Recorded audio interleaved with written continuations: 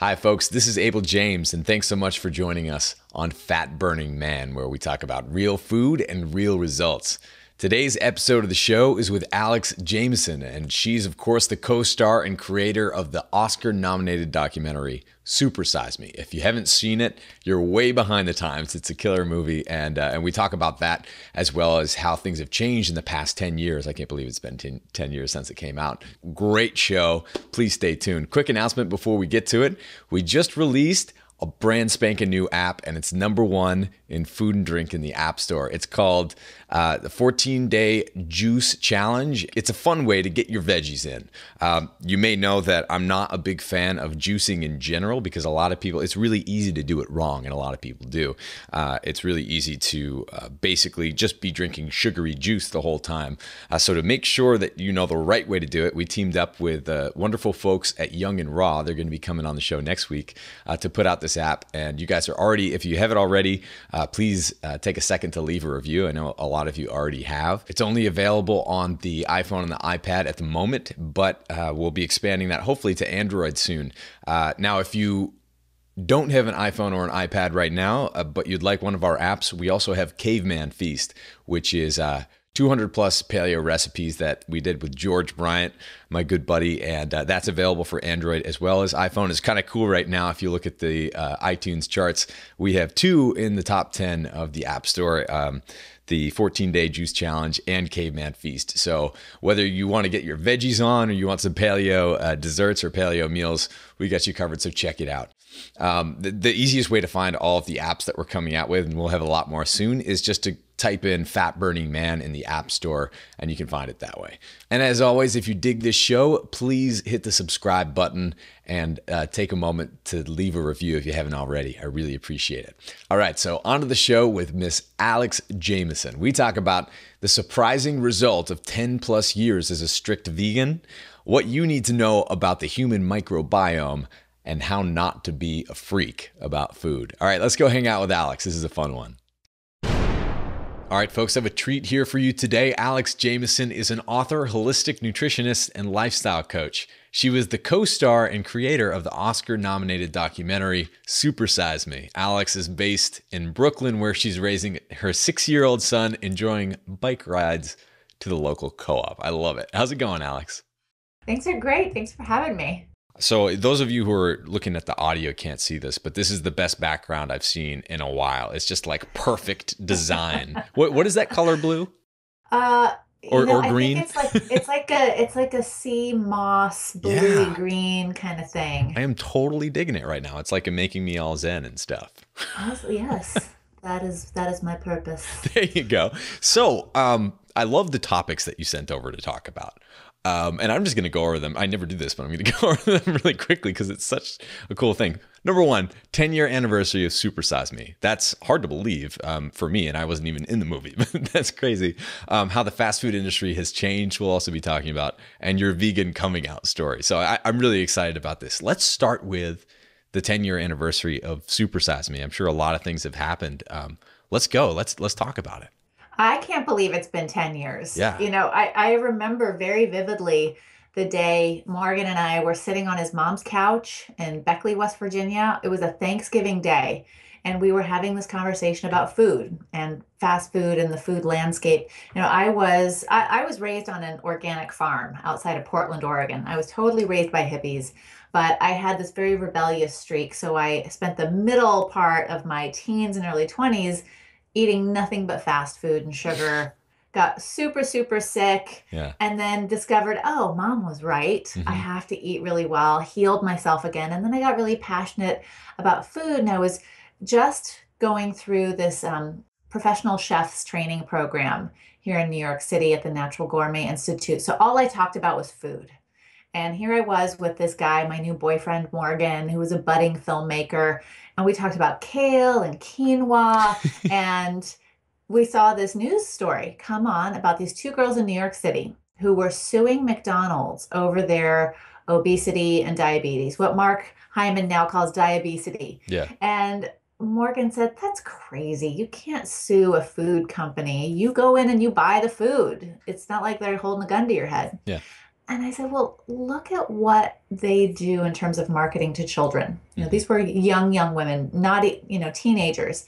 And they promote their food like it's healthy to eat for breakfast, lunch, and dinner. Do you think that's fair to kids? And a little light bulb went off. Hmm. And he said, well, what if I just ate nothing but McDonald's for 30 days straight? He literally started running to the phone. And I said, no, don't do it. And the rest is history. We started filming the movie just a few weeks later. And Wow. what was really amazing about what happened to him, if you didn't see it, he got very sick. Yeah. He put on 24 and a half pounds in a month. His cholesterol shot up. His libido was down. He is so moody and grouchy. And his liver was so filled with fat. He was giving himself non-alcoholic hepatitis Yeah. just in a few weeks. But we had three doctors and a nutritionist tracking his progress every week, and none of them thought anything bad was really going to happen to him. Hmm. They all said, well, the human body's really resilient.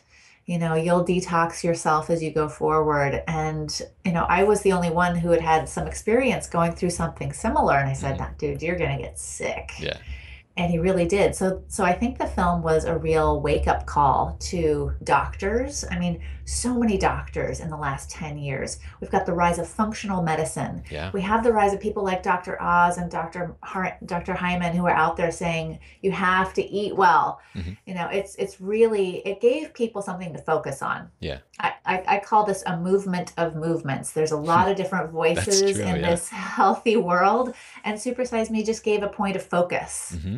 Yeah. It's super cool. It's the first movie that I can really remember that made me and other people like care or talk about food. And obviously, I was quite a bit younger then. There's a big difference between like 19 and 29 or whatever. But yeah, I think it really did.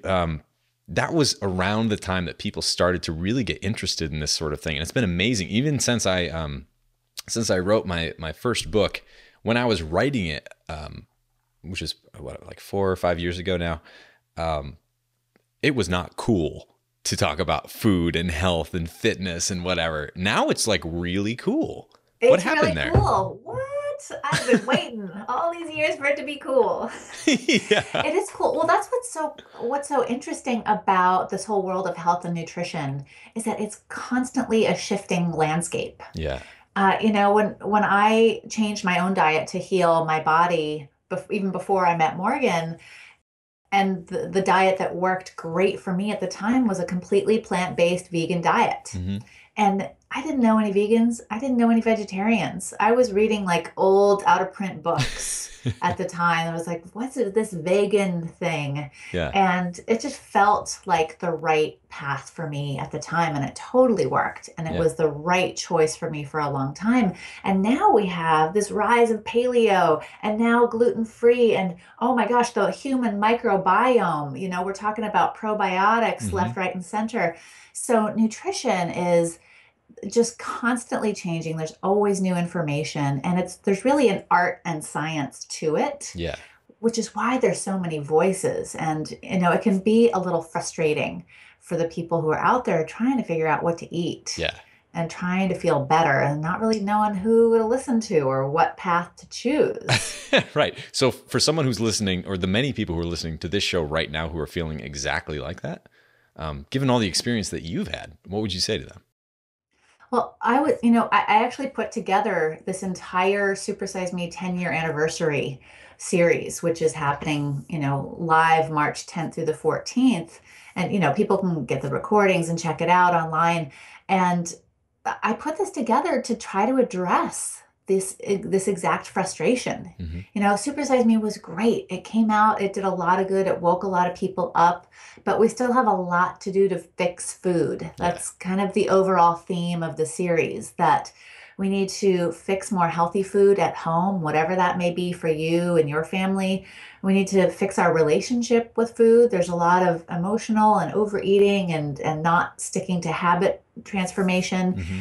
And then finally, we need to really inspire and motivate people to fix this toxic food culture that we live in. Yeah. So even though the film had a great impact, and there have been many more great films that have come out since then, we got to get reignited. We got to Yeah. really look at what's happening and take some action. Yeah.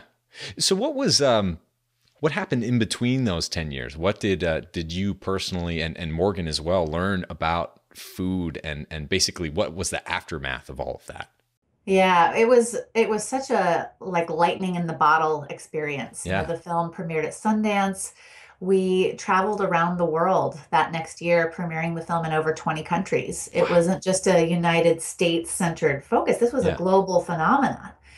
People all over Europe and Asia and Southeast Asia were concerned that this Americanization of their diets was starting to they were starting to see some really unhealthy food trends, Hmm. and it, even though there's a lot of education and there's good things happening out there, it's still a huge concern. Hmm. So I was lucky enough to be able to write a book right after that film about my experience and healing Morgan's body, called The Great American Detox Diet. And that really just detailed the plant-based diet that I used to heal both of us through our own journeys.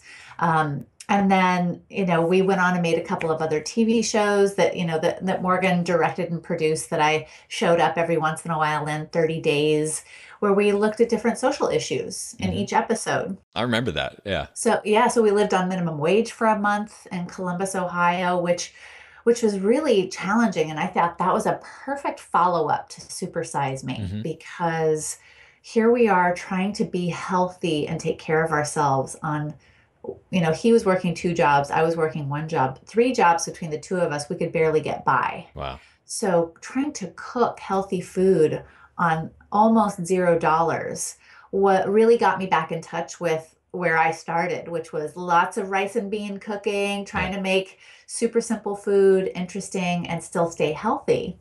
And, we both ended up having to go to the emergency room that month. Wow. I had a freak bladder infection and he like hurt his wrist. So we both are in the emergency room. If we were really living on minimum wage, it would have totally destroyed us. Yeah. It took out all the meager savings we had. And it really showed that people are beholden to this health care system Hmm. that we're living with. But what's going to fix health is not more access to health care. What's really going to fix the problems that we're dealing with is people fixing their food. Yeah. That's really where we can have the most impact. So it's really about this growing movement in the last 10 years of responsibility and getting excited about food. Like you were saying, it's cool now. Like I live in Brooklyn, everybody's making like pickles and rooftop gardening. It's so amazing. This was not cool when I was a kid in Yeah. Oregon in 1975. It Yeah. was amazing. And, in the last 10 years, Morgan and I had a kid. We got married, we got divorced. We've both written several more books, but we've just both continued to really be passionate about, sharing our experience and talking with people who are into this kind of stuff. Yeah. And so many people are into it now. I'm totally loving it. Yeah, like you said, people are making pickles. There's like suspicious, weird stuff bubbling on the countertops.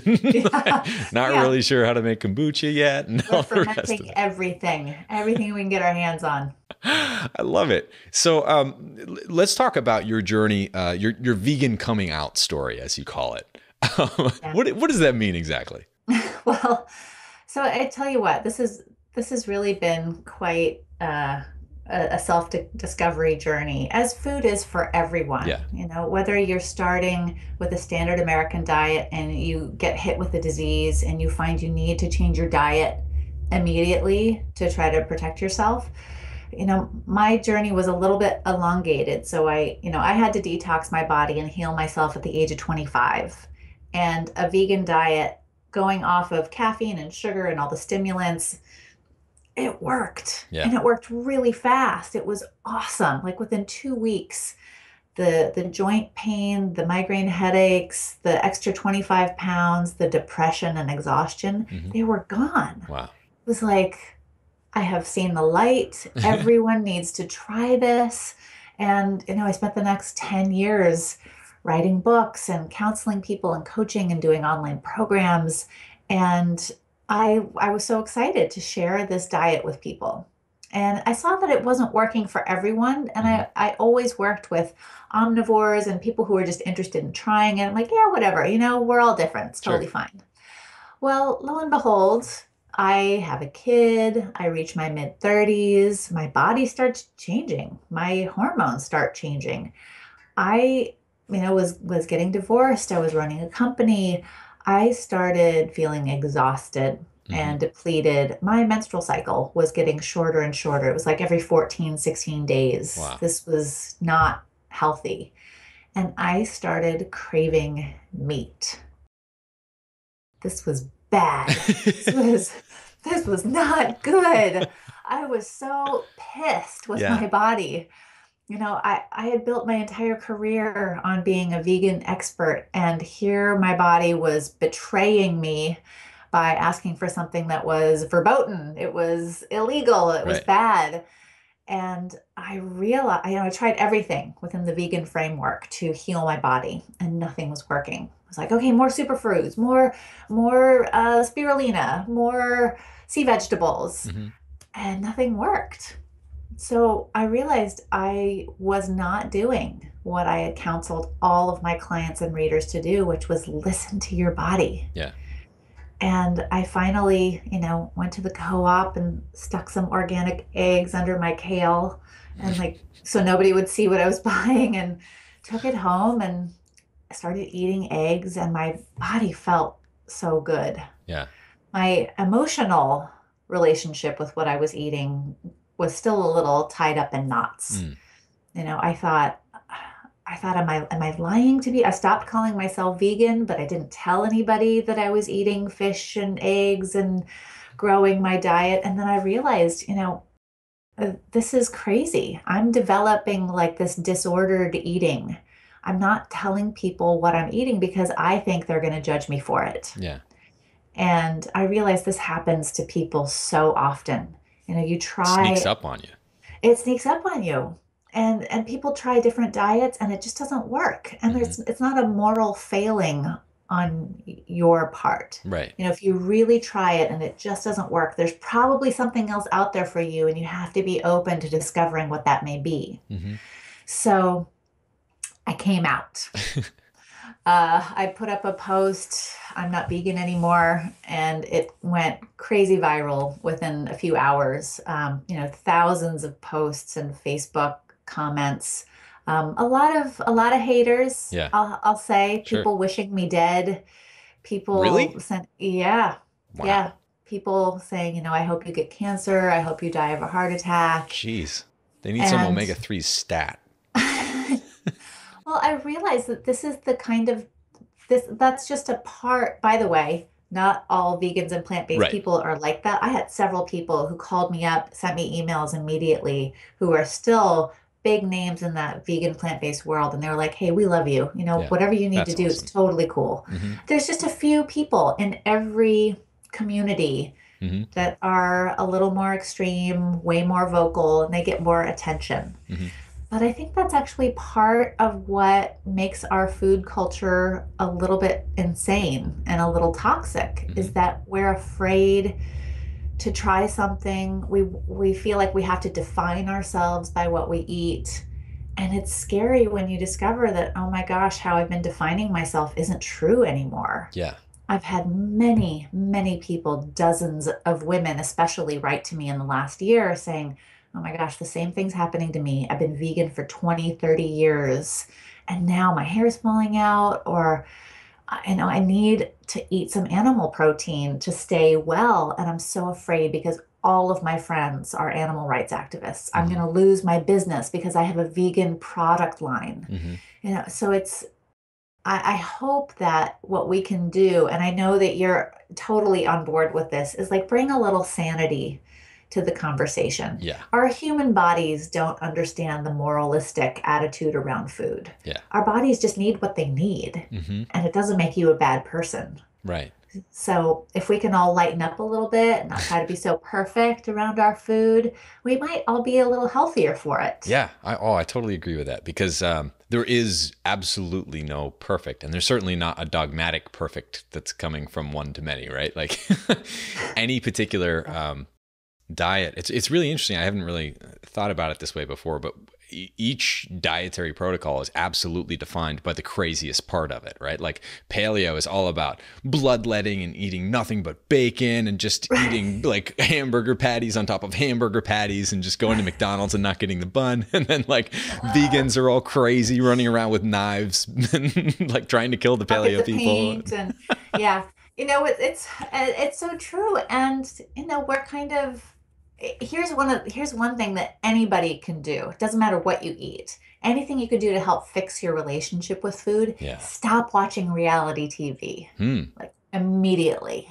That kind of the kind of attitude that we see on a lot of reality TV is extreme, it's Yeah. overly dramatic, it's like life or death. And for some people, food is actually life or death. Like they need to find the diet that's really going to help them heal. But when it comes to things like, Biggest Loser, when you put so much pressure on people, it really disconnects us from our bodies, Yeah. from our hearts. Right. I have to talk about the double patty that you were just talking about, going in and eating a double patty. I love the whole biohacker, body hacker Yeah. meme that has been so popular in the last few years. I mean, that's what I really wanted to talk to those people too. Like, wow, who are these people like investing everything in their life into discovering the most efficient way to eat and exercise? It's so fascinating. So I interviewed Dave Asprey Yeah. from Bulletproof Exec, and we're talking, having this conversation, and he just reaches over off screen and grabs a stick of butter and takes a bite while we're talking. I was like, dude, wait, what just happened? I'm sure he was not planning on that. He wasn't. It totally didn't even please. He's like, what are you talking about? Like, I just needed a little snack. I'm hungry. Like, okay. Butter. I love Dave. I know. I had no idea. So, that's so interesting because when Super Size Me came out, butter was bad. Right. Now butter is good. Well, as long as it's Kerrygold grass-fed butter, of Yeah. course. It has to be the right kind. But let's just say that nutrition, perfect health, perfect diet, it's kind of a moving target. Yeah. And I just really want to encourage everyone to just keep exploring it. It's never going to be perfect. Yeah. And you have to stay open to the possibilities of what may be true for you, even if it's chomping on a stick of butter for your snack. And here's the problem. The exact same diet that made you feel awesome, like better than you probably ever had, was the exact same diet that made you feel worse than you ever had. Yeah. And that's why it's a moving target, because it's like that for every diet. It's like that for every body, every physical body. That just happens, like, because your life changes, your body changes, you get older, your hormones are always changing. Yeah. So what do you do now? Like, how do you keep your sanity and know to test the right things? So that's such a great question. I really have to be aware of what is true for me in any given moment. And it's just really awareness practice. It's mindful eating at its core. Yeah. Every meal, my body's asking me for something different. I rarely eat the same thing day in and day out. Green smoothies for breakfast, that's a pretty constant thing, but what's in it changes from season to season. So I just stay aware. When you get to the place where you feel your body, and for me it was learning to cook, gardening, really eating fresh foods and understanding my food on that level, but yoga, exercising all the time in different ways so that you can just start to really feel and listen to what your body's telling you, then it really is an ongoing conversation. Yeah. And for me, I will never define how I eat ever again. Wow. I won't Cool. I won't put a label on it because it's not useful. It's not helpful. Sometimes I eat completely plant-based for meals and meals in a row. Sometimes I just have sausage. That's my breakfast. Right. So it's always different. And I think that's sometimes a little frustrating for people. Sure. They want a framework. Yeah.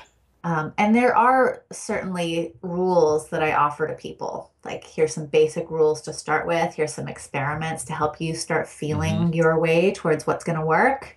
But we're all different. Yeah. We're all different. And that can be really cool. Yeah. So it's more about, and then this is the way that I try to do it. It's more about the principles to understand such that you can navigate your own eating decisions, as opposed to saying like, this little piece of fish is awesome, but this one bean is going to kill you. That's not Right. really true. Oh my gosh, it's incredible to me that there are some really powerfully wise functional medicine doctors who are like, yeah, no, organic soy is actually really good for a lot of people. And then Yeah. there's some people who are like, no, soy is evil, like no one should ever eat soy. So yeah, you gotta, take your foot off the gas a little bit, pick one thing that Yeah. resonates with you Right. and try that and see how you feel. So, that really was my intention for this whole anniversary series was to bring the best, the brightest, the most inspiring voices from all of these different areas, vegan, paleo, gluten-free, food justice, food access, all these different things about food to give people a wide array of possibilities. Like Yeah. it's a buffet of Hmm. experts I love it. I've set up. So it's so cool that you don't define the way that you eat, because it's really problematic. I just went to meet up with a buddy to go skiing, and he and his wife were very, very gracious, very cool, and we hung out with their kids, and they totally like know what I'm into and like go to my site and listen to the podcast and stuff, and they're just like, so you're totally paleo and you don't eat any of this stuff. We were gonna do beans, but we can't do beans now. And I'm just like, wait, no, don't worry about it. I'm not. They're like, wait, you're not paleo? And I'm just like, no, not really. I eat vegan food, like plus meat sometimes, and like lots of vegetables, and like I'll Yeah. eat beans and rice and whatever. I just try to eat real food, and like I'd prefer it if you don't like smother your eggs in MSG or something. But like aside from that, it's really not as complicated as people are trying to make it. And I think Yeah.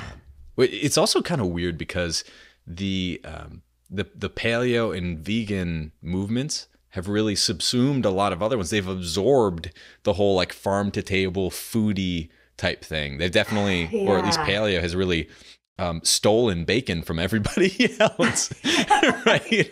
Like, it's really interesting how all that happened. But the reason that I identify with like paleo is because of the community, because it's absorbed all of the foodies for the most part. And so when you talk about paleo, it's understood anyway, at least within the paleo community, that it is farm to table and that you're eating, grass-fed animals that were raised in a responsible way. The problem is when other people hear paleo or vegan or whatever, they hear bloodletting and they hear crazy. Yeah. So what do you do about that? How, especially as you're spreading this message about health, how do you, what's the antidote? The antidote to the crazy. Yeah. There's Um, so much crazy out there. there is a lot of crazy. And, luckily there are some really wise, sane voices who just want to share good food. Yeah. They just want to share good information.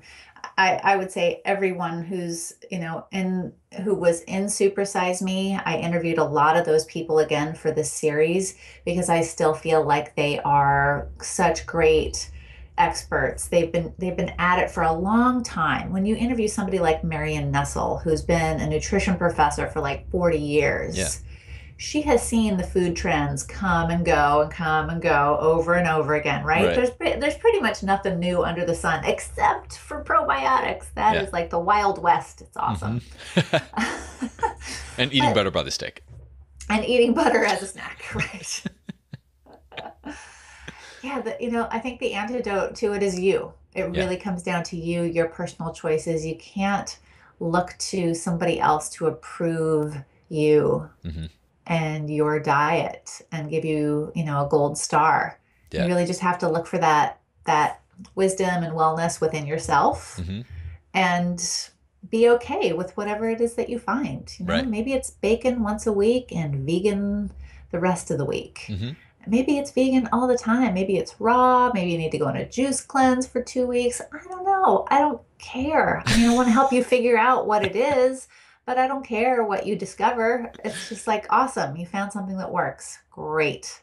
Let's, Now, in that path of finding it out, how do you, I'm sure being vegan for so long really taught you a lot about discipline, right? Because eating, for most people anyway, especially if you're living on minimum wage or you don't have that much disposable income, it's a lot more difficult when all the food around you is, Tostitos and Taco Bell and, or worse, right? Like the knockoff Taco Bell or whatever. There's something cheaper than Taco Bell? Oh my gosh. Like, so what is that balance between being disciplined about actually nourishing your body in a cool way, but also not being a freak about it to everyone else around you? Well, you know what the coolest thing about being a human being is? Food. Food is awesome. Food is awesome. Food is so great. And I have to tell you, I didn't feel deprived Yeah. until the very end of my vegan life. Yeah. I loved the food. It felt good. And How long was it total? over a decade. So Okay. somewhere between 11 and 12 years So was that's when a I long started. time to not feel That's, deprived. that's a long time to feel pretty psyched about eating plants, Yeah. you know? And I look back at what I ate in my early 20s. I'm like, dude, how did I even survive? Yeah. I mean, I ate nothing but fast food, takeout, packaged food. It's Yeah. incredible what the human body can survive on. Right. And I think the most important skill we can teach ourselves and our kids is how to cook your own food. Yeah. It's so valuable. And it doesn't have to be fancy. I mean, I spent 20 minutes making scrambled eggs and roasted cauliflower last night for me and my son. And he was super happy. He ate an entire half a head of cauliflower. It's Wow. like, sweet. Way to go, dude. Yeah, right. I didn't even have to like cajole him into it. He was Yeah. just happy to eat it. That's so great. And that's a cheap, healthy meal that takes very few skills. Hmm. But I think we're losing that skill. And Yeah. and we're losing it's hard to gain access to food as well. You're talking about the farm to table movement and slow food. One of the most heartening, hopeful things that I can share is that the number of CSAs and farmers markets has quadrupled in the last 10 Isn't years. that awesome? That is awesome.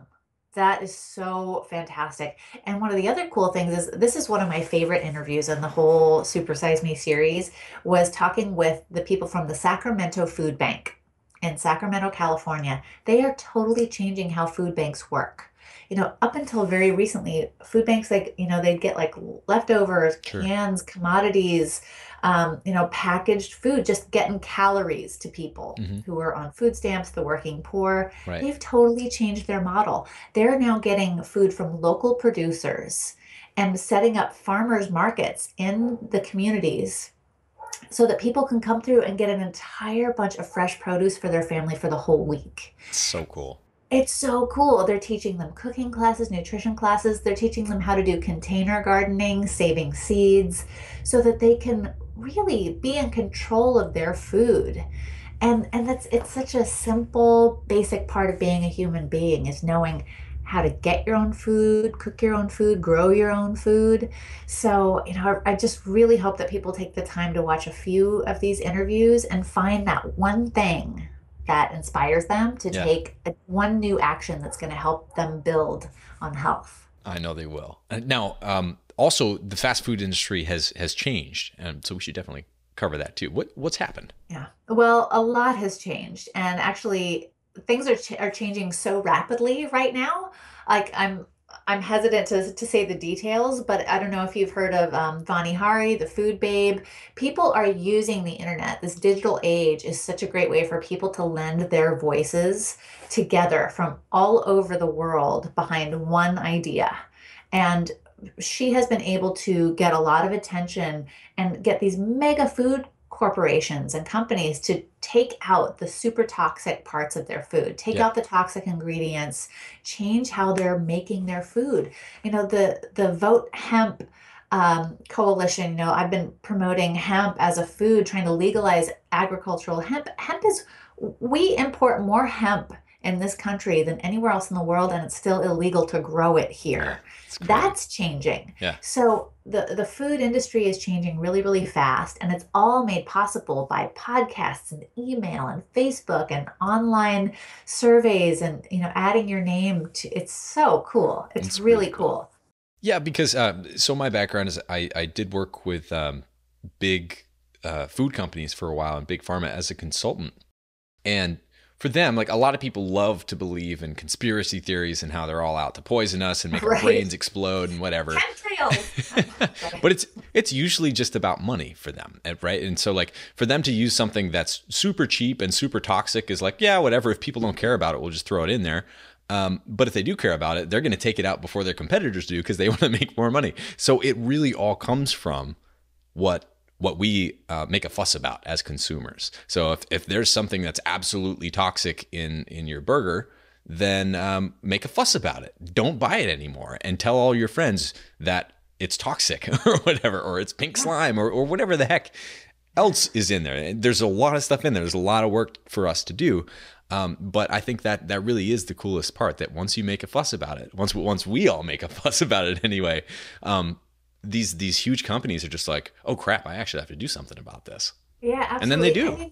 And they do. And I really believe that it's not a conspiracy. Mm-hmm. And I actually believe that people who run these huge corporations, they actually want to do well by people. I Yeah. really believe that they're human beings, that sometimes they make bad decisions or they're focusing too much on the bottom line, but they're people. Yeah. And I really believe that a lot of these companies want to provide a product. They don't want to think that they're hurting people. Right. Corporations are mostly made up of people. Yeah. So I think we can appeal to that. And if Totally. we can get all of these different movements focused in one, the vegans and the paleos, imagine them all coming together and Working on making it. some progress forward. That's what this is about. Yeah, absolutely. And it's so true. It was interesting. I remember watching the Super Bowl and just seeing all of the soda commercials. And I was just, it makes me roll my eyes or whatever. But what they're selling is like enjoyment of a drink. And that's how you can that's how you can work for Coca-Cola or whatever. And that's how people do, right? Because they're selling enjoyment to people. And the same thing with like fast food is selling convenience. They're not selling poison, is the way that they think about it anyway. They're doing both, but we can help them sell enjoyment. Especially like if you look at what fast food used to be, it wasn't poison. And so if we go back to the way that things were just a generation ago, then it's actually, even if it is fast food, obviously it's not as good as cooking your own food or whatever, and the slow food and farm to table and the rest of it. But it doesn't have to be as bad as it has been for, at least when I think when Super Size Me came out, that was really the pinnacle of bad. Right? Because like no one was even talking about it yet. So they were doing all sorts of stuff that would never come back to them because no one was talking about it. Yeah, I mean, it was incredible when they stopped supersize options, supersizing went away. Yeah. And they said it had nothing to do with that film whatsoever. They wouldn't even say the name of the movie. Right. It was really funny, but it had an impact. Sure. And it's really exciting to now know all these great budding filmmakers. I interviewed Chris Carr, who made Crazy Sexy She's so Cancer, cool. and she's so great. And Nick Polizzi, who made The Sacred Science and Raw for 30 Days. There are people out there like you and me and people who are watching and listening right now who have something, they have a story, they have a passion around this. I'm like, dude, start your own podcast, start your blog, make your movie. Yeah. Whatever it is, you have a story to tell that's going to inspire people to change. And that's so cool. Oh, I love it. On that note, we're out of time, but why don't you tell folks, Alex, where they can find you and all the cool stuff that you're working on? Great. So if you want to check out the 10-year anniversary, we've got an amazing lineup of over 35 experts coming on. You can go to supersisemefixfood.com and sign. It's totally free, and you get a free cookbook when you opt in. Yeah, free downloadable cookbook and amazing bonuses. And or you can go to alexandrajameson.com. I love it. Alex, thank you so much for coming on. This has been a lot of fun. Yeah, it's been great. I would love to do it again soon. Obviously, we could talk each other's ears off all day. So thanks again. We'll chat soon. Thanks, man.